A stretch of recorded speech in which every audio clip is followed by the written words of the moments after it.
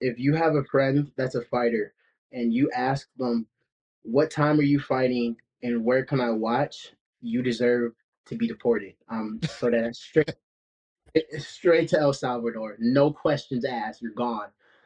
Citizenship or not, gone. The reason why is a lot of fighters, you have to self promote. So I promise you, if a fighter has a fight, and especially if they're not in the if they're not in the UFC or boxing for like top rank or something, right? Mm-mm. If so, a fighter in the regional scene, not in the UFC, they have posted a fight poster, right? And I promise you, all the information of what time the card starts, where it is, and how to watch is on that post, right? And if you have a friend who's in the UFC, Google it. Just Google it. Google it. If you have a friend who's in the UFC or boxing or for a major promotion, I promise you, you can Google it.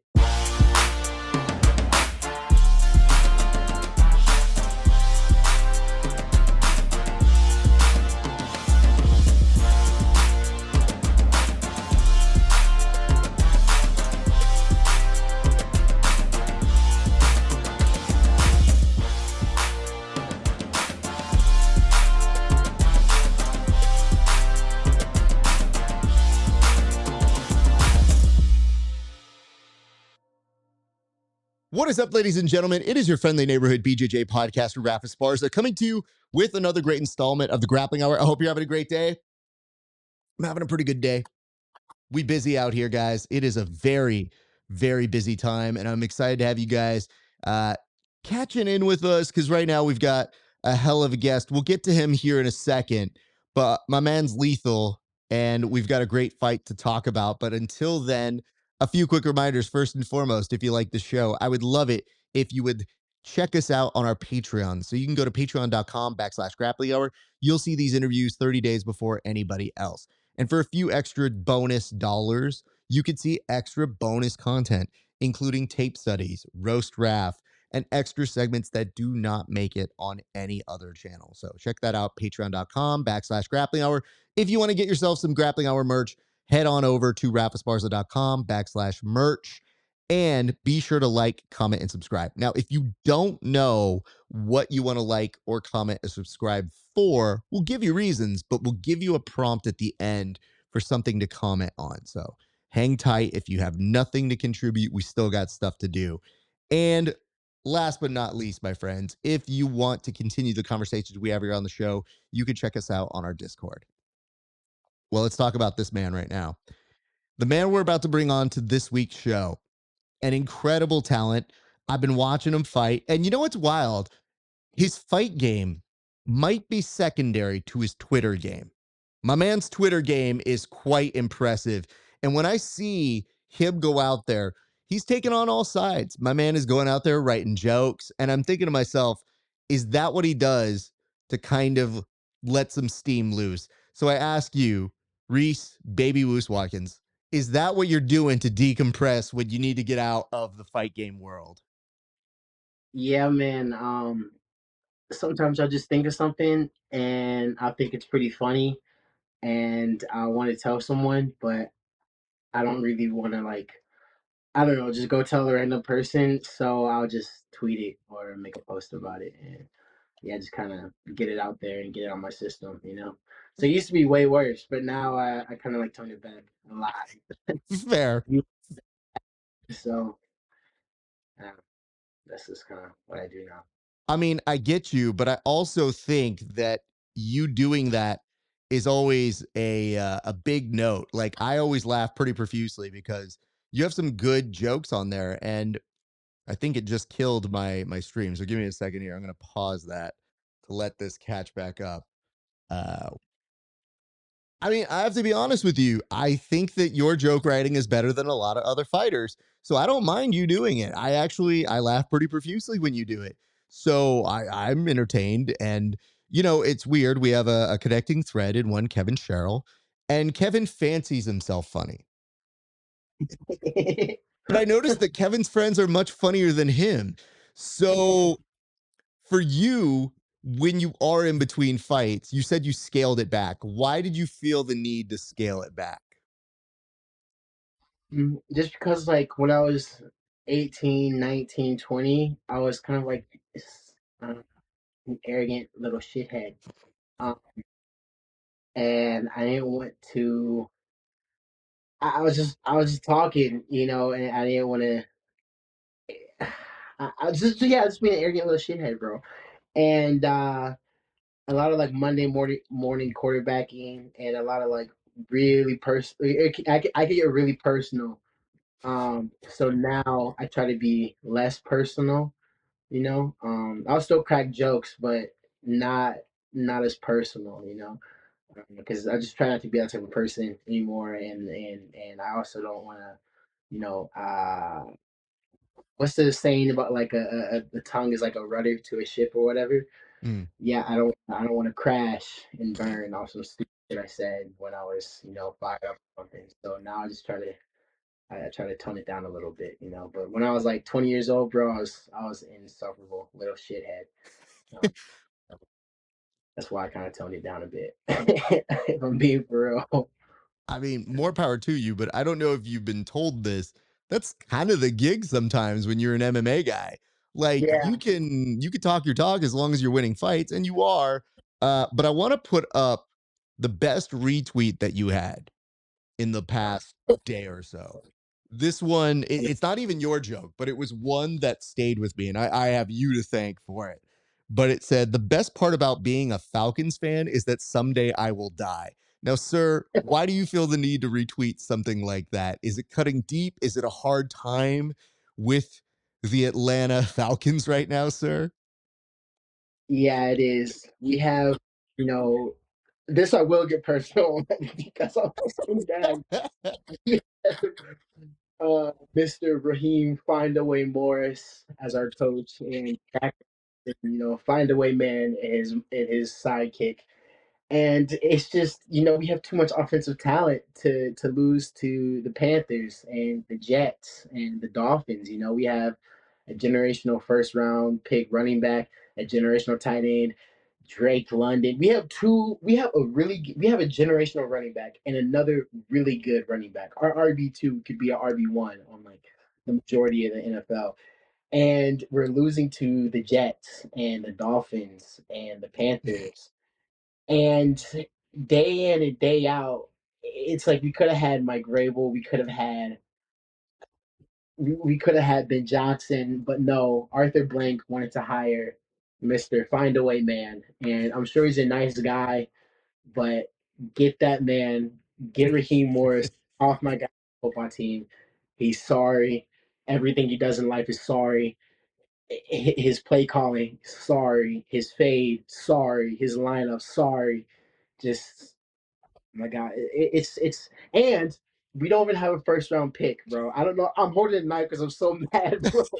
So we don't even have a first round pick because we traded it to the Rams, and we have a really good pass rush now. But I don't know if you've noticed, but the Rams are like the top three team in the NFL. So our first round pick is going to one of the best teams in the NFL. So it's been rough. I think the only time it's been harder to be a Falcons fan was when Tom Brady crushed our hopes and dreams, and Kyle Shanahan, damn you, Kyle Shanahan, damned us 28-3. So that's the only time it's been worse. But yeah, yeah, that's the best part about being a Falcons fan is that someday we all would die and we will no longer have to. Yes. Listen, bro, I cried laughing, and that's not my team, dude. But some days when you come from LA and you didn't have a team for so long, you Yeah. just are there for the chaos some days. And like Yeah. I've gotten out of the fantasy business because I value my mental health. And you know, I've gotten into this business of I'm looking for the best jokes. And I like to think I'll have a lot more objectivity because I'm just rooting for LA teams. So whoever brings daddy a championship, that's who I love. Because really, I come like a stepfather. Well, Like, listen, as you're getting our first round pick, and you guys are probably going to win a Super Bowl with it. So you're welcome. thank you. And I do want that. But I'm okay right now because we got, when the Dodgers won, I felt like a certain amount Get of the shit team talking. far anyway. I'm so sorry. Did you say we won twice in a row and 3 times in the past 6 years? Listen, listen, I will say I rooted for the Dodgers this time because Mm. I'll be damned if a Canadian organization wins America's game. I'll be damned if the Canadians win. But I still remember the Dodgers staying able to beat the Braves, and yeah, I just if the Braves had $1 billion, we could ball out too, but we don't. So we're an ethical team. Well, I see. Ethical poor. I didn't know those were synonymous. Or, hey, listen, dude, this is what I like to tell people. Cry all you want, but we are reinvesting. So that is what we are doing. We're taking our money and reinvesting it in it. So if you guys want to get on the reinvesting bandwagon and like value your team, but I mean, the Falcons, I understand, already do some burning hurt in your life. I think they're actually just lowering the expectations for you guys so you don't actually commit suicide. Because I saw the video you posted of the dude who wanted to jump off a ledge, and it tells me the humor's dark for a reason here, sir. But I'm going to move on to something else here because I'm going down this Twitter line. And listen, the reason why I could say this is I'm not perfecting a scientific analysis here, but of the last 30 tweets I've scrolled down, two-thirds of them are all Falcons based. So I see where the hurt is. But the one that really like burned the franchise down, by the way, right before that is perfection.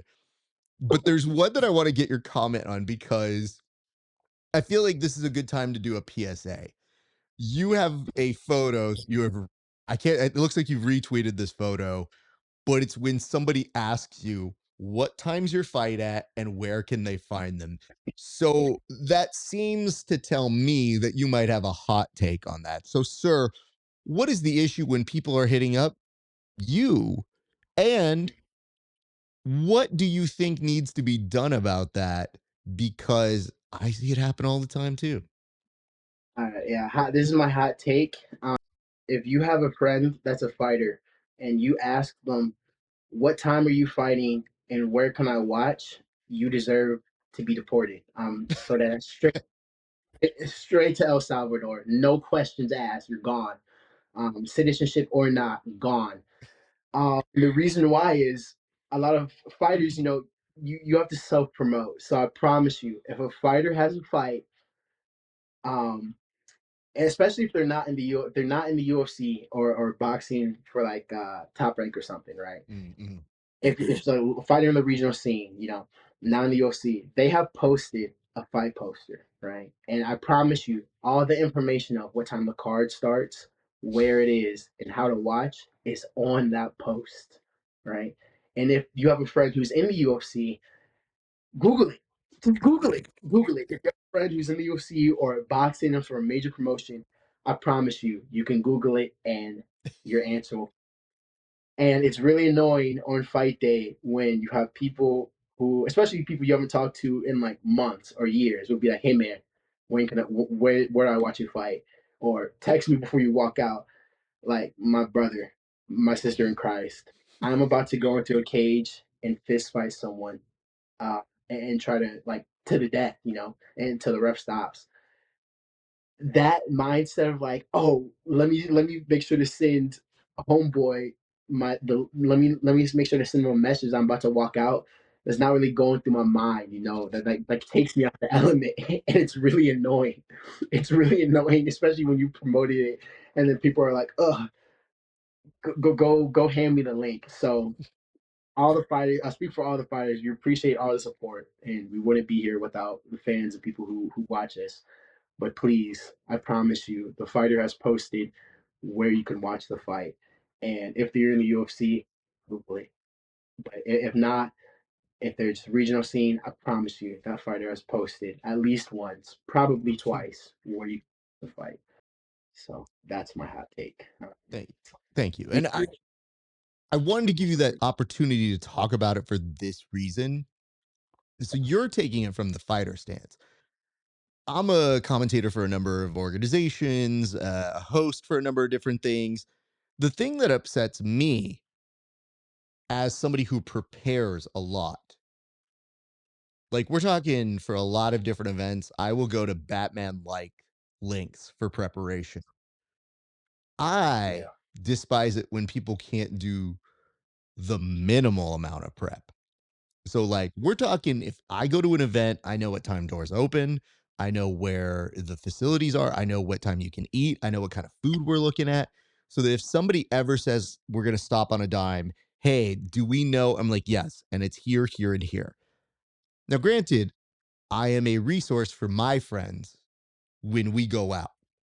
And I know everybody needs a RAF. Everybody needs somebody like me who does the homework. But the fact that so many people don't do the basic level homework of, oh, yeah, where are you fighting? Like, well, Google is your friend, but that man has an Instagram. And if you're messaging him on Instagram, you can go into the feed. And if you look at the feed, maybe he's posted some training. Maybe he's posted some thirst traps. You can scroll 2 to 3 rows up, and I guarantee you within that 2 month window, you will find it. Yeah. Every time. Promise you. It's there. It does get at me. And I want to get into your fight, but you also said this and you reposted, by the way,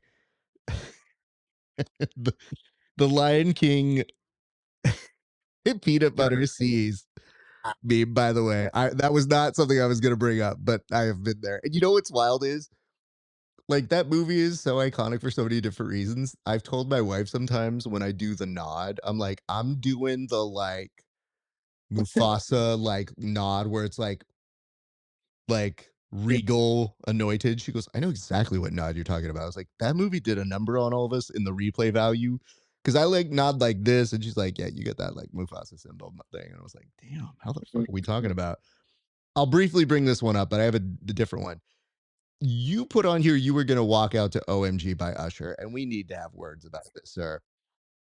Did. Did I you do did. that? Yeah, I did. I Okay. did. Okay. I did. I Can did. I tell you my issue here? Yeah. Usher is the anointed hair to Mike. And I feel like if you go out to Usher and you don't have full choreo, I can't endorse it fully because Usher is the last of the generation. Like when he got the Super Bowl, I was like, he's one of the last dudes who sings and dances his ass off and live sings. So I feel like Usher is a high standard where I'm like, hey man, if I don't see you on some roller skates making your way out to the cage, I don't know that I can sanction this. So why Usher OMG as the walkout? Uh, I was just, it was like 11 o'clock at night, and I was running on the treadmill at a gym. It's like open 24 hours a day, right? Hmm. And I was listening. I have a playlist on my phone of like songs I would like to walk out to. And I was just listening, going through the playlist, and Usher was on there. I don't know why. I guess I heard Usher earlier. That song, he just threw it on there, and I was just in a really good mood. And before I fight, I like to be in a good mood. I try not to be like too tense because I try to remember that I'm there to have fun. And I was like, dude, it's kind of hard to be in a bad mood listening to OMG by Usher. And I was like, fuck it, I'm balling. I'm gonna go out and have fun. And I was, hell yeah, I'm gonna walk out to Usher because it's hard to take yourself seriously Mm-mm. when you're walking to Usher uh, because it's Usher. So you know, death metal or whatever. So I'm like, it kind of pulls you out of the moment and makes you think like, oh yeah, that this is I'm here to have fun. So that's why. Whenever I've walked out to like, I've walked out to Pocket Full of Sunshine. I've walked out to, uh, I've walked out to whatever.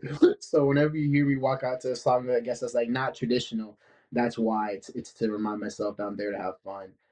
Because I have a song that's like my walkout song. It's Reach Out and I'll Be There by Four Tops. And I was explaining this to my teammate. That's my walkout song because there's this video on YouTube of these mercenaries in the Congo, like the 60s and 70s. And it's just a highlight of these like white mercenaries in the Congo who probably have some like questionable origins and they're just doing questionable mercenary shit in 19 in the Congo, just like totally just like you don't see them like killing anybody, but they're totally killing people in these. And it just whenever I hear that song, it just puts me in that mindset of like, oh yeah, it's time to go kill someone. Like it's time to go to work. But I didn't want to be too serious, so I'm like, I gotta change it up. Gotta walk out to Usher. So I feel you. And listen, dude, I just say this as somebody who, now that we have a connection through Usher, I have shut down many a karaoke joint with OMG. So it has a special place in my heart. Because the hard part is when I'm singing that song, I'm doing it like my voice is auto tuned, but I don't have the capabilities of doing it like it's auto tuned. But I can get vaguely close to give you the idea it's robotic as I'm singing it. And one thing that I like to tell people about karaoke with me is talk about not taking yourself seriously.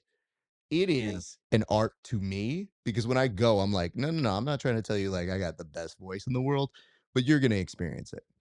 The most recent yeah, version of this was me and my boys. We went, we were crushing it. They were doing well. I got in late.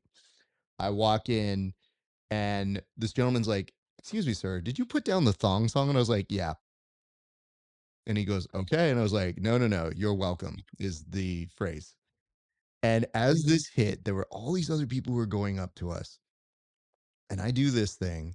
And there were these kind of jokester dudes who did a good job, but they were turning like regular songs that were pop and R&B songs into like a Linkin Park vocal. But they're having fun, they're playing to the crowd, and I'm like, "Yeah, that's really fun, like, I like that." This dude comes up to me, and he had a pretty good crowd response, and he goes, "I didn't know we were in the realm of greatness." And I was like, "Bro, it's karaoke, man, like, we're shut the fuck up, like, we're having fun, and we should be stupid. You were singing, like, Chester Benningfield right now, and now you're trying to tell me, like, this is no, this is stupid." And he's just like, "Where do you," and he goes, "Are you guys in a band?" And we go, "No." And he goes, "You guys should be." And I was like, "No, we have work. Like, this is just to go fun." So, yeah, OMG is one of the ones that I have performed before. Last one I want to bring up on the tweets before we get into your fight. You said this is a Christmas gift in reference to something Herb Dean has recently said. Sir, what is that Christmas gift and why is it so important in your perspective? um, eye pokes. He's gonna start penalizing for guys going like this, Hmm. like a immediate penalty. I think, right? I think Yep, that's the one. he's gonna start. Yeah, so he's gonna start instead of getting a warning when guys have their fingers outstretched in the cage. Is going to be, he said, is going to be an immediate point deduction, and I think that's a big deal because hell, you just saw it with the heavyweight title fight for the UFC. Yeah. Tom Aspinall just came out. He has like permanent eye damage now, and guys that do this, it's stupid and it's really annoying and it's illegal and it needs to be penalized as such, and guys will stop doing it. So But like, that's isn't he my. just weak mentally and he didn't want to be in that fight? Like, bro, can't you just see from the way a fighter fights, he's looking for a way out? I got into one too many. I got into one argument, which is one too many about him like wanting out, and I got in I with like another fighter. I was like, dude, you've been in the don't even get me started. I was like, you've been in this spot, like you know what he's going through. Why are you attacking him? But yeah, yeah, I that, understand. that, I'm glad you do this because I have seen you get in some very fun Twitter exchanges. So it's good that you're also figuring out like, hey man, how much fun is this for me to be arguing with people who don't know what rhetoric is? So it's good that you're able to step out. I just feel like I'm the devil on the shoulder being like, do it. Because there's been a couple whenever times where I've seen you and I've literally just liked it out of spite because I go, oh, I want to see where this goes. And you see going back and forth with someone online, it's because I'm bored. So like I'm not working and I'm not playing video games or doing something else. That's the only reason. It's like the spite's there, but it is solely because I'm bored and I know I'm pretty good at getting I can rile people up pretty well. so I know that I can get under someone's skin. So like usually, I mean, like half the time I'll care about it, but not enough to like die on a hill about it. But I'm like, I don't have anything else going on, and I need to pass. I need to pass 30 minutes. So I'm like, why not? I think the That most offensive words in this English language are "I've got time," because yeah. there are moments where people are wondering why I'm still talking to somebody, and I'm like, "Dude, I used to do speech and debate, like, that was my athletic competition, like, I was around rhetoric and speech, and these nerds that just literally yelled at each other, but, like, loved each other deeply, and sometimes didn't even care, they just wanted to see if they could win on the stupidest argument." And you expand that to your friend base. That happens all the time. You have people who literally know they're in a dying argument, but they're trying to see if they can straitjacket their way out of it. So Mhm. go, you go. No, I would say there's been many a time where I've argued something I don't even agree with. You just I'm like, I know. And then I find it really amusing where people they're trying to get under my skin or whatever. They're trying to make like the argument personal, and it's like, dude, you can't shit talk me, bro. It's like I'm in, I'm in too many group chats. I'm in a group chat. I shit you not. The name of it is fuck Reese. The group chat name is fuck Reese. And Kevin's in it. Kevin's in it. So I promise you, there's nothing that you can say that is gonna be, you know, I've heard it all. I've heard it all. So it's very the only people that can get under my skin are like my friends from high school that like know me very well because they know like the certain things I'm very passionate about that and I've got better. They'll start saying shit. I'm like, no, no, no. You're doing this on purpose to piss me off. But random people online or whatever, or just out in public, there's no way. Nothing you say can ever fuck with me. Because I promise you, the abuse I take from my friends on daily abuse, the abuse I take, and the things that these people say to me, light work. Everything else is light work. So I'm glad you say that. And it's a good transition to the roast, which we'll get in here in a second. But one thing that I find fascinating is we do a segment here on the show called Roast Raf, where people roast my competition footage. And part of the reason I created this segment is, we do a lot of roasting of different people and jokes about people that we know in this community. And I had this footage and I was like, oh, if I tripped or did something really dumb in competition, like it's funny to me. So why not laugh at it? And then I thought, who better to do that than people who are actually really good at the sport? And when somebody asks, they're like, are you really letting people do this? I go, there is nothing they can say. Nothing. And they're trying. They're trying to make it hurtful. But because I don't think of myself as this ultimate superstar at grappling, I just go, yeah, I think you're right. Or, oh man, that's pretty funny. And when they hit the nail on the head, it just makes me go like, it's good content. I like it. I could laugh at myself. But what ends up happening is on a couple of them that we've done, they're very popular. People like seeing that. But the athlete, when we finish, they'll do this. We finish doing the recording and they go, what do you think, man? How was that? I was like, eh. And they're like, what do you mean? And I was like, I thought you'd be funnier. And they're like, what the fuck? And they're like, we stopped recording and now you're roasting me. And I was like, oh, well, now I'm back to life. Like, now I have my superpowers back. It's just, I gave you a chance to have every shot possible at me. And I'm pretty objective of saying, like, hey, I think that's funny. If you don't land one or two jokes, I will be disappointed at you. And they're like, oh my God. So even when we did the roast, I had tried to ask everybody, I was like, anybody need any help writing jokes? Does anybody need anything? And I recognized I should have written a couple for Kevin because he had a couple at my expense that I thought were like, yeah. And dude, I was ready because, dude, I had jokes on him and I felt all of us are going to go in on him. And what I found with you guys, you sat down and you did yours like a serial killer. So when I you had to did take yours, I had to take so much out. I you had to take so much out. So much out. So much out. so So are we talking like half of what you initially wrote? yeah, half. It was half. A half of it was gone. Axed. I said, yeah, I had to take so much out. because I almost feel bad for Kevin because Kevin's funnier on the moment, like Mm, and like direct back and forth. But if you give someone else time, especially like if you get, I'm not as funny in the moment, like on the spot. But if you give me time, I'll fuck you up. But Kevin's opposite. But yeah, no, with Kevin, I had to take like half out or half out or change it. Yeah, so it was listen, that got real personal because now I know that they have a fuck Reese chat. That this must have been a golden gift to you to go, oh, it's time for me to come at him now. So, how long did you take years. writing these jokes then?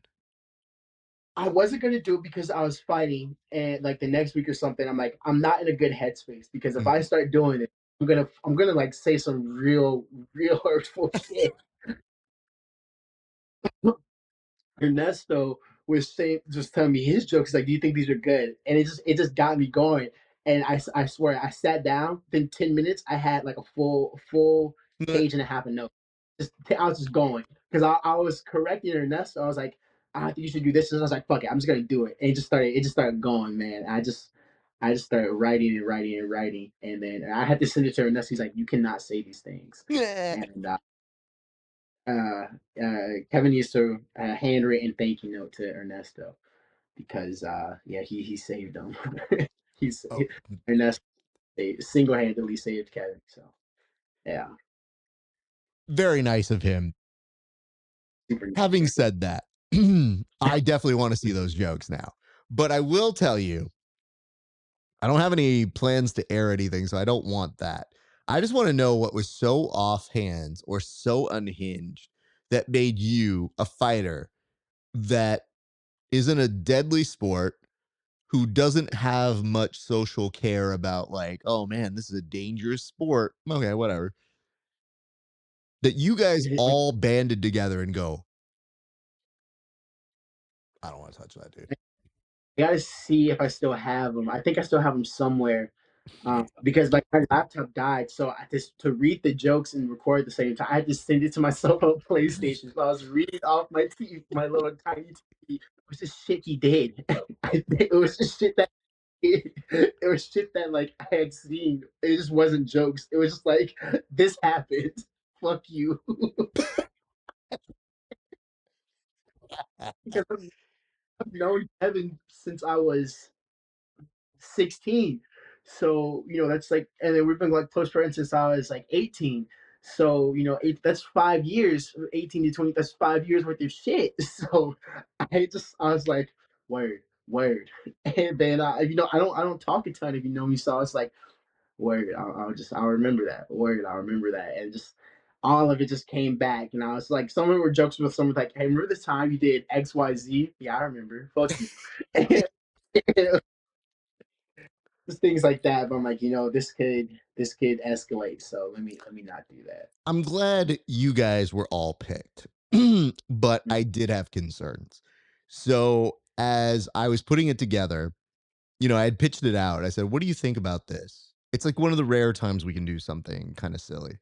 And Kevin was game because his name would be on the placard. So I was like, oh, it doesn't take much to really do anything for Kevin. Just compliment him and he's going to say, yeah, I'll do it.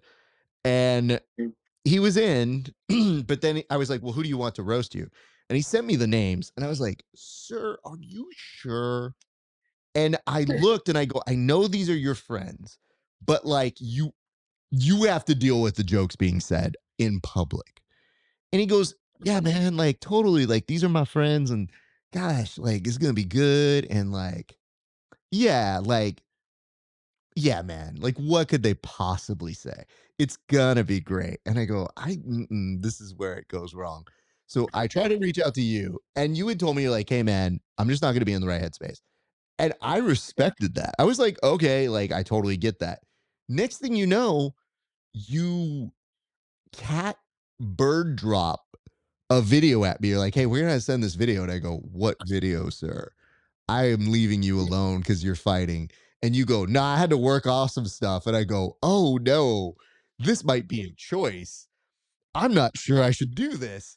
And I tell Kevin, I was like, he's sending in jokes. And he goes, yeah, yeah, that's great, man. Like, oh, that's going to be great. And I go, he's so positive about something with people who know where the bodies are buried. So That's what I told. I said the exact thing. I said I know where the bodies are, bro. That exact phrase. so imagine my surprise when I see you, Nathan, Ernesto all popping in with these videos. And then I'm just laughing because I go, okay, good. We're going to do this. And then I realized I was like, well, let me make sure my jokes don't run over yours. And then when I did it, I did mine live. And I think there was an incredible moment from Kevin when he texted me after. He's like, it went great. Tim messaged me and Tim goes, Raph, the fact that Kevin could see you do it in one take live and then also look at him like, well, that was fun. Like he had a delay on his face where he was just like, I don't know what to say. And I thought, yeah, it's kind of being a ringer. Yeah. Maybe I should have let it go first. I don't know, man. But then I'm thinking out loud. I go, oh, it's going to only get worse from there from everybody else.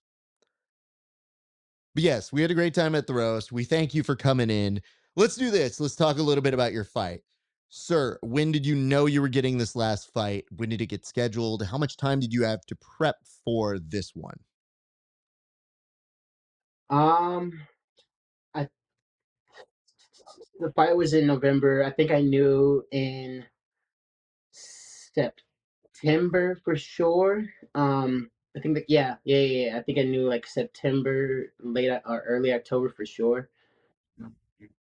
I heard like rumblings trying to get the fight to work in early September, and then by like mid late September, I knew for sure. And then yeah, I just started prepping from there. So had a good camp, and then I got it was a decent camp. I got staff. That was the first time I ever got staff. And I didn't know it was staff because I had never gotten it before, and I didn't get it from a pimp. I got it was like on a cut, and I also never seen staff on a black person, so it looks different. So I was like, oh, because I stopped training because I'm like I don't want to get anyone sick because I thought it was like a bad cold or something, and I was just taking a shower and I was looking at this cut that wasn't healing, and it just kind of clicked. Like at like 10 o'clock at night, I'm like, this is staff. And yeah, and then I almost died like that night, but it was so cool. Other than that, super, super good camp. So yeah. Awesome. Talk to me about the fight in itself because obviously we talked about the walkout. You're in a good mood. You're feeling light. You're feeling good. How were you able to secure this finish this time, sir?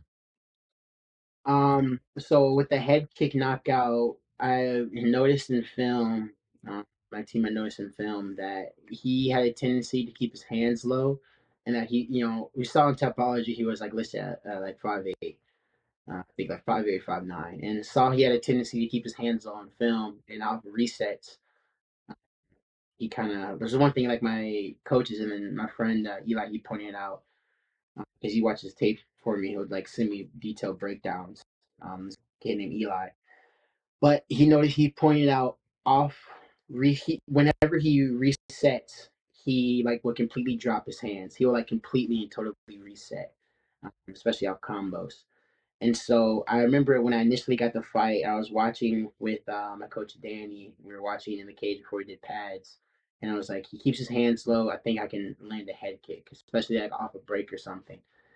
And yeah, I was just trying to establish offense. And I was frustrated with my performance in the first round. I didn't notice I kind of like clipped him and hurt him early in the first round a couple times. So I was just throwing head kicks, because that was just part of the game plan, what we had drilled. But I was just kind of throwing them to establish offense and range. And because it's way, especially with wrestlers, it's hard to kick against wrestlers. It's hard to throw body kicks against wrestlers because they'll eat the damage. They can eat the damage to catch the kick to grab hold of you to run a single leg or a head out. Why am I forgetting the name of a head outside single? Oh my gosh, why am I forgetting the name? It's a single leg and a Why am I forgetting the name, bro? When your head's outside on a single leg. Oh, that's so embarrassing. But anyway, the head outside single, whatever it's called. The fact that I'm forgetting the name is I'm gonna kind of kill myself later. But anyway, um, yeah, throwing head kicks because they're harder. Head kicks are just harder in general to catch, and that body to head kick combo is a combo that Ray Sefo he shows a lot. He does it a lot to us in sparring, but he'll show it, and he's done it to us a lot. So I've been working that combo for a few months. It's like a Ray Sefo, like Raymond Decker's thing, old school like Dutch combo, Dutch kickboxing combo, and I just threw the body shot, and then I wasn't even thinking like, oh, I'm gonna knock him out with this kick. It was just just habit, yeah, second nature, and I landed it, and it didn't even feel like, and it does, when you knock someone out, it usually almost never feels like much. So I landed it. I didn't even think it landed that clean, and I just saw him fall over, and I was like, oh, okay, he's gone. So that happened, and I like kind of blacked out. But yeah, that's what happened. For you, what did the win feel like in that moment? It was such a good feeling to get back in the win column because I know like my last two fights, especially my last fight, I could have won those fights. I think looking back on it, a single moment in each of those fights, like a stumble here or a slip there, like cost me those fights. And then even outside of that, they were just sloppy performances. I was way better than what I showed. So to have that type of performance and to get that win in that emphatic fashion, it was just a super good feeling, and to do something that I had worked with my coaches over and over. Like I was throwing that combo in the back, like 10 minutes before I walked out. So to just have something that I worked pay off in that fashion, it was such a rewarding feeling. It's like, yeah, I remember before the fight, I stepped in the cage. And as they're locking the door, I'm like, fuck, I don't want to do this. I don't want to be here. And I was like, dude, if I lose, I'm just gonna like, fuck it. I'm just gonna go join the military. Fuck this shit. I'm just fucking deleting all social media. I'm just gonna disappear, join the military. I'm just gonna pop up. You're gonna see me in 2 years. I'm gonna be like the desert blowing shit up, bro. Um, dude, I was even like, dude, fuck this. I'm moving to France. I'm joining the French Foreign Legion. I'm learning. I'm getting a new name. Fuck this. So all that's going through my mind like right before I fight. And then, it's like, okay, you settle down a bit, and then, obviously I got the win, and it was just like okay, this is the right path, because that was my 20th fight. That was my 20th fight, 7 years of like hard training. So it's like, yeah, maybe this is not a waste of my life, So it's a good feeling. I'm so glad that's where you land because hearing you go through that thought process, it's not like other people don't have that thought process, but hearing you think about like, yeah, why am I doing this? I'm gonna do something Yeah. else. You know what? This is dumb. Anyway, I should get out of here. And then immediately come back to, and everything's great. We did what Yeah. we're supposed to do. I'm doing what I'm supposed to do.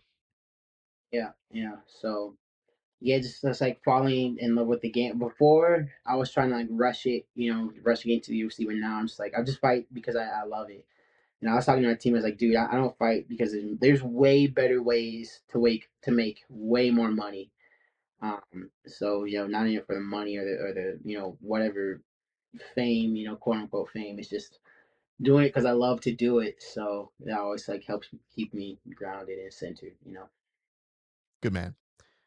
Let's ask this. So, if we're trying to figure out where this love and the passion comes from, let's go back. Origin story for you. It's your first time on the show. What were you doing before martial arts? Were you playing other sports or martial arts like really at the epicenter of your sports journey? Before I played football and I stopped. And I started playing soccer. I was playing soccer like club soccer pretty competitively. And I remember kids being like, "Oh yeah, I'm going to Spain. I'm going to Cuba to go play soccer on the off season." I'm like, I don't care about soccer, and I don't want to work that hard to stay competitive. So I stopped playing soccer and just to stay active and stay fit because my parents were like, "I will not raise a lazy child." Right? I started going to CrossFit with my parents at like 5 in the morning. So I was doing that, and then I started doing jujitsu because my uncle started doing jujitsu. And the school we were at kind of closed down, so we switched to X3 with Bruno Frazado, and he's part of Atos, like helped found Atos or whatever. Before he got his school, he was working at, and before he got his own building, his own program, he was working at X3 Sports in Atlanta. And I was doing jujitsu, and it was still like a hobby. Because before I wanted to join, I was like hell bent on joining the military. I wanted to like jump out of planes and do stupid shit, and then go blow shit up for like morally ambiguous causes and all that shit, right? And and Bruno, he had this guy, I forget the guy's name, but he fights for LFA. He has long hair, I forget his name. He came, and then Wilson Hayes and um, Davi Hamos, they came for like camp or something. I don't know. This was after Wilson fought Demetrius Johnson, but it was like towards the latter end of his career. And then Davi, I don't know if it was for when he fought Islam Makhachev or before, but he was like getting ready for a fight.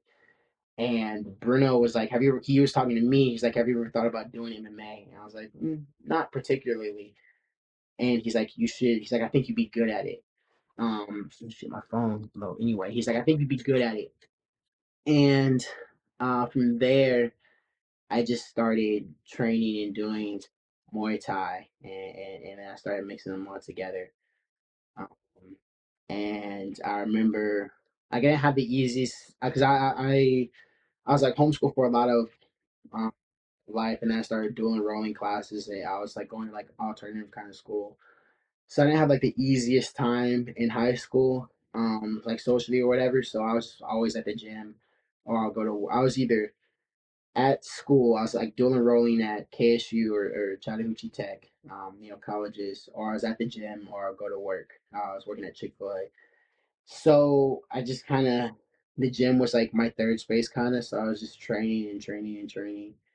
And yeah, that's just kind of what happened. So the motivation, I guess, it was like somewhere to fit in at first. And then it's like, oh, I just really enjoy this.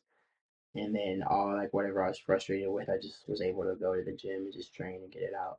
So that's kind of that's kind of how that happened. So Forgive me on the timeline. Was it jujitsu first, and then you were adapting more into a Muay Thai fighter as you were getting into your MMA career? yeah, I started with jujitsu, um, and then let's see, when Bruno suggested I get into MMA, I was like, well, I can't just be a grappler, right? So I started boxing, and then I got head kicked in MMA sparring. So I was like, I should probably learn how to do kicking shit. So I transitioned to Muay Thai. And I kind of stopped grappling for a little bit, and then I went back to it for MMA. So I was definitely, goddamn, bro, this thing stop sliding. So I was definitely like jujitsu to like straight Thai fighter, and then I went back to doing jujitsu and Muay Thai at the same time, and then I started wrestling with Kevin. So yeah. Okay, it's almost like you never did wrestling. Got it. Okay, so with that being said, when you were starting jujitsu, we always like to ask people, what do you remember about your very first class? My very first class, I remember having like no idea what the hell was going on. Um, and I remember getting like cooked. I remember being like, I'm ass at this. Um, that's mostly what I remember about my first class is that I was like, oh, wow, I'm not very good, and I want to get better. And I remember there's like this kid, or I don't remember the kid's name, but he was like, he was always fucking me up. So I was like, I gotta get better than like that person. And yeah, that's mostly about what I remember from my first class. But it was honestly, I was 14, and I don't remember much of my first class. It was a while ago, so almost 10 years now. So I mean, understandable. We just always like to get a gist of like memories that you have for your first few days. What was like the first submission that you remember getting kind of a mastery of? Peruvian necktie. Hold Um, up, hold up. You're talking first. So you went straight into something that I consider a little bit more difficult for most people. that was yeah the first submission I could like regularly, reliably hit with like a super high percentage was a Peruvian necktie. Yeah. Um, Peruvian necktie, and then I don't know what the name of it is. It's where you have like it's a lapel choke from like side control. Your side control. You take your own bottom of the lapel and you wrap it around their neck. with your I guess like top hand or whatever, and then if you need to, you can flip over your own shoulder. So you kind of flip, so you end up kind of like you're here on side control, and then you flip over, so you're kind of like that for the person. So your feet are facing one way, their feet are facing another way. You have this lapel wrapped around their neck, and it makes it tighter. I don't remember the name of it, but I remember Bruno telling me like, stop flipping. You don't always need to flip. You can get the choke without flipping. But I thought flipping was cool. Peruvian necktie, and then whatever that lapel choke was called, that was my shit. So Very Peruvian nice. necktie still to this day I've ever like put anyone unconscious with. Oh, really? Yeah. So Okay. Okay, good to know. So let me say this. When you start doing this, you were mentioning that you had good mentorship that were kind of heading you toward MMA, and I'll come back to that in a second. But when did you know that you fell in love with jujitsu or martial arts, that you wanted to do this as more than just a hobby? Because it sounded like you had other plans in your life or things that you thought you were going to do. So, what really drew you in and brought you into this world? think I just sparring. I liked sparring. I liked training. And then I remember the first pay per view I watched was like live was for UFC 227, where Demetrius Johnson fought Cejudo for the second time, and TJ Dillashaw fought Garbrandt for the second time, and Cejudo won. That was a controversial fight, but TJ, that was a crazy ass fight, and he ended up knocking out Cody. And yeah, watching that, I went to a sports bar with my dad, and I was like, this is the coolest shit ever. And then later, I had like training in my first kickboxing fight, and then it was another jujitsu competition, and we're in Nashville, I think, and after the competition, we went to a Dave and Buster's and watched UFC 229, which is when Conor fought Khabib, and Derek Lewis fought Alexander Volkov, and that was a crazy ass fight. Well, crazy ass comeback. Um, I think Thiago Santos fought on that card, and then I think maybe, but Anthony Pettis fought Tony Ferguson. I don't know if you know that fight, but that was a wild ass fight. And then when Conor fought Khabib and Khabib dropped him in the second round with an overhand, that was like the loudest. It sounded like a stadium, dude. How because Dave and Buster's are big, but not like that big. But how loud that place got, it sounded. You would have thought it was like a stadium with like 50,000 people. It was so loud, and I was like, oh yeah, this is like the coolest shit ever. And I was like, okay, that's what I want to do. Um, So that was when I was like, oh yeah, like hell or high water. This is what I'm doing. So yeah, those are the Nice. Getting to learn that about you is actually very hopeful. And you did mention how you were encouraged to do MMA and that they kind of had a look at your athletic ability and your interest, and they said you would be good at it. So the real question now becomes, why do you still keep doing it? Like, what drives you to still keep doing this if it is an insane proposition? And you say things like, you could make money doing other things. Sure, obviously. But what is the thing that kind of hooks you and keeps you in this? Yeah, it's not about the money, it's about sending a message. Now if I'm playing. It, which Eric he has this saying where it's like it's the best job in the world, best job you ever have, and it's just straight up is. It's so much fun, dude. And it's just the camaraderie, and then for me fighting, it's almost like it sounds it's kind of an oxymoron, but it's almost like peaceful because when you're fighting you can't think about anything else. It's such a what you're doing is such a stressful um, thing. It takes so much of like your brain power, quote unquote. You can't if you start focusing on anything else, you start getting fucked up, right? So it doesn't matter what I can be going through, rent, car payment, whatever, whatever problems you have in life. if when you step in the cage or you're sparring or you're training, if you're not thinking 100% about training, it shows. So it really like it's almost like meditation. You know how like it'll clear your mind. That's the only time when my mind is ever like clear. All I'm thinking, I'm not even thinking. A lot of times, I'm just like if you ask me what I did in certain fight, I can barely remember. I remember this most recent fight because it's the most recent one, but with my fights, I can't really remember exactly what happened. I need to see it to remember, but I just remember, your mind's just off for that 15 or 25 minutes. Your mind's just gone. You're not there. So for me, that's it's almost like an out of body experience. Just everything just kind of melts away. It's just you, your opponent, and your coaches. So that's why I love fighting. So now that we come to a close for 2025, what are the goals for 2026, sir? I definitely like to fight at least 3 times in 2026. Definitely get a couple more finishes. If continuous series happens in 2026, cool. If not, not stressing it, but definitely just keep fighting, keep getting good finishes, and keep getting better. That's the goal I have. So it's like kind of not corny, but Ben Johnson or whatever, the coach for the Bears, he has that saying like good, better, best until your good becomes best and your better becomes better becomes best, something like that. But I think that's a good saying where it's like you're good, better, best. So that's what I want. It's just to keep getting better at the sport and to keep showing that. That's my goal. I like that. I would be remiss if I didn't ask this. I saw on the right hand, like almost like spider webbing on the hand or the arm. It's It's more like a scaling then. yeah, it's a scaling, so it's not finished, but it's a dragon.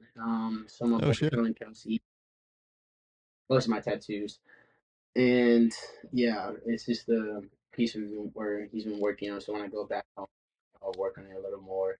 But yeah, it's just the dragon scales for that dragon. So that's what Nice. it is. Hell yeah, man. What is the favorite tattoo of any of them? Um, I have a predator tattoo on my thigh that Colin also did. I love Predator. So it's just a screaming predator. I love that.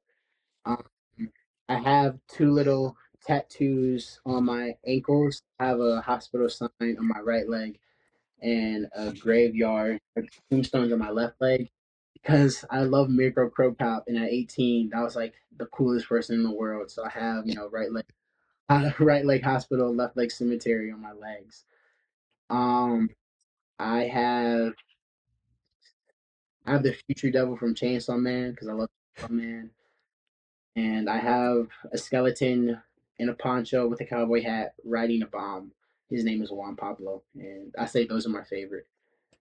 Yeah, so I'm Colin's. so sorry. You said there is a skeleton I have and it yeah, I is have a riding a bomb. And he's that is that a Mexican descent Juan Pablo, sir? I guess yeah, he's Mexican as hell. I have in blood in my body, but yeah, it's a It's okay. It's just when you say Juan Pablo, his name is Juan Pablo, bro. can I understand? That's fine. Can I make just a slight suggestion? Yeah, Okay. yeah. Juan Bomblo is right there. Oh, they was right. Damn, that's good. Damn. I'm gonna have to get another one and then Yeah. one back. You're like, I already named him. Can't go back. Yes, That's that's his bad brother. luck. Juan Things as Bomblo from different mother. fuck. See, For this is sure. what happens when I have too much time. I've got time today to give you really dumb pun names for here on in. You Ooh, said that you that's liked the Predators. Did you see the most recent movie and do you have a feeling of it? saw it twice. Yeah, I loved it. It was dope as hell. Um, my only feeling was the director Dan Trachtenberg, I think is how you say his last name. Mm-hmm. He said his idea was for it to be set during World War II Mm-hmm. and for the Predator to be hunting Nazis. And why would you tell us that if You didn't make the movie, bro. Make the why would you show us that? What's that clip like Kevin Garnett being like, why the fuck would you show me that if I can't have it? That's how I feel about that because the Well, movie hold I love on. Hold on. Batman. Can I give you a reason why? Yeah, If the studio gives you resistance and you made a certain movie and you want to continue working with the studio, but you know their position and you know they're not going to budge. If you're the one doing the leak, then what you're really mm, doing is you're saying release the Snyder cut. And then all of a sudden, all these dum dums on the internet go, "You mean there's a Snyder cut? I've never seen the Snyder cut. Nobody's seen the Snyder cut. We know. Yeah, but I want to see it. Okay, well, maybe in like 20 years, if there's a anniversary, we get to see it. No, but I want it now. So what you do is you put those seeds in, and it's your way of building that audience. I saw the same quote, and I haven't seen the new one yet, so I have no frame of reference of if I would like it or not. But I love that people have taken these properties from my childhood and expanded the lore, expanded the world of it, and I'm always interested in it, even if it doesn't feel right. I go, well, let's play within that world. Oh, that kind of makes sense. No, that's trash. For this, I was like, okay, well, I gotta wait to see it. But when he goes, yeah, I would love to have a predator hunting Nazis. I'm like, so Inglorious Bastards meets the Predator franchise? Why bro. wouldn't you make that? I have an Inglorious Bastards tattoo. I love Inglorious Bastards. So Look, my man has so many tattoos. It sounds like that have I very interesting purposes. have a Bowie knife that says "oblige him." Eh, Yeah, I just uh, it's one of my favorite movies. So I was like, let me get it on my body permanently, son. So you think that's wild. My friend is a huge Tarantino fan, and he has on his inside of his arm here Uma Thurman right after she snorts the cocaine. So imagine somebody cross faces you, and that's what you see is Uma Thurman, just like her eyes, very like low and like staring at you. So you're like this, and you go, oh fuck, this sucks. So I don't think he did it with that purpose, but he just happens to have some pretty good forearm cross faces. I would tell you this though. I think that's part of the method of that madness because I thought the same. I was like, maybe that's not what you should do. But then I go, but what if it works? And what if we get to see that world? Then it's worth it. oh man, you should see it. Good. It's very good. I, you know, I Tattoo. I end up seeing almost every movie. I did kind of let's put it this way. I love these movies so much. I went in the theater to see Alien versus Predator and laughed my ass off because I thought it was a comedy. And I treated it as such, even to the point where during, I want to say Thanksgiving, my sister was bringing it up to me. She's like, "Do you remember when we saw that?" And I go, "Yeah." She goes, "Do you remember when like they formed like a relationship and there was like a human attachment that's just like him and the girl are both like, Yeah, and they're like, yeah, yeah, yeah. I focus. Bro, I love Predator. I've yeah. If next time you see, I'm gonna have a Transformers tattoo. It's gonna be stupid, oh, bro. you're a Transformers guy too. I see. So you are all '80s property stuff. Good for you. I love Warhammer. So I'm gonna have a Warhammer tattoo, a Transformers tattoo. But I want to get a puppy or like a small, cute animal, like a cat, and then name it after just a Decepticon. So I want to have like an adorable looking kitten, and then name it like Thundercracker because I think it's the shit ever. So because Thundercracker is already a hilarious name, For and sure. it's like adorable kitten, and its name is it's like genocidal mass murdering robot Thundercracker. I think This is gonna be the wildest shit ever. Like, I just love that this is what seeps his way. Because for me, dude, I have zero tattoos, so I'm always intrigued when people do get them, and I'm fascinated what makes somebody do that. And you're like, no, Raf, but for serious, I want to have permanently some it's Transformers weird. tattoos. And I'm thinking to myself, I'm like, one movie's pretty dope, but my man's putting a whole movie theater on his body. There's no very little deeper meaning. I just most of my tattoos just think it's like that's cool. Put it on my body forever. And I have to respect that. I've had the opposite. I think I remember once it was Seth from Fight to Win. Somebody paid for a tattoo and the person was going to lose their time and he just walked in and he goes, "I'll take it." And I thought, Seth is a wild human being. He's crazy in all the ways. But I thought that story was pretty funny. And I was like, was that true? And I think somebody just goes, "Do you care to verify it?" I was like, yeah, I guess. You know what? It seems true because I've looked at how many tattoos that guy has. It must be true. Done. Fact check done. Yeah, Well, man. let's do this, Reese. Why don't we put a pin on what this conversation is now?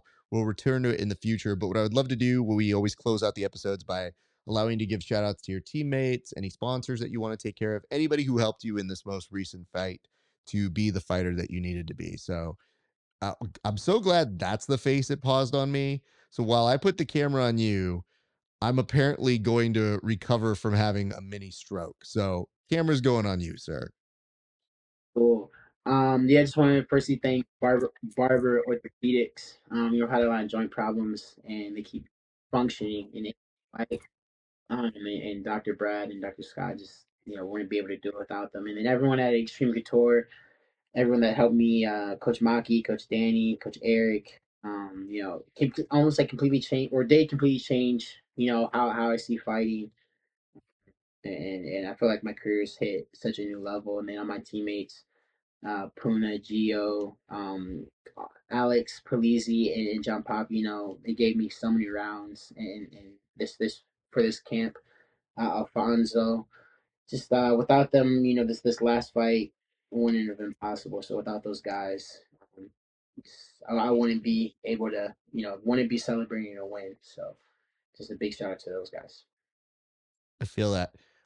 Well, let's say this, man. I appreciate you for your time. I'm gonna close this bitch out right now, but I just want to say thank you for coming on the show today. Also doing the roast, especially during a fight week. That meant a lot, I know, to Kevin, and we laughed our asses off. And it's always nice when people go the extra mile when they're the busiest. And I know that's why, for the most part, you didn't hear shit from me. I was like, all right, you do your thing, bud. I want you to win too. And then when you go, surprise, motherfucker, here's a video, I go, or that. Okay, we'll put that in. So we appreciate that, man. But thank you so much for coming on the show. I look forward to chatting with you again sometime in the near future. But I'm gonna finish this up and I'll say bye to you off air, my man. But thank you so much. Sure. Thank you for having me. All right, you guys. That's just about going to do it for us. But before we get finished here, a couple quick reminders. First, like, comment, subscribe wherever you are right now. Be sure to like, comment, and subscribe. And we told you we'd give you a prompt at the end. So here is your prompt for today's show. What 80s property would you tattoo on you? Or do you have currently tattooed on your body? And let us know in the comment section. So we'll do that. You can also make sure to check us out, patreon.com/grappling hour. Check these interviews out 30 days before everybody else for just $5 a month. And for a few extra dollars, see extra bonus content not available anywhere else. You can also get some grappling hour merch at rafasparza.com/merch. And finally, if you want to continue supporting the show and continue these conversations we have here on the show, you can check us out at our Discord at Grappling Hour. All right, friends, that's going to do it for us. Thank you so much for watching today's episode. We appreciate you guys. It's been a great day for grappling. We'll see you back on the mats.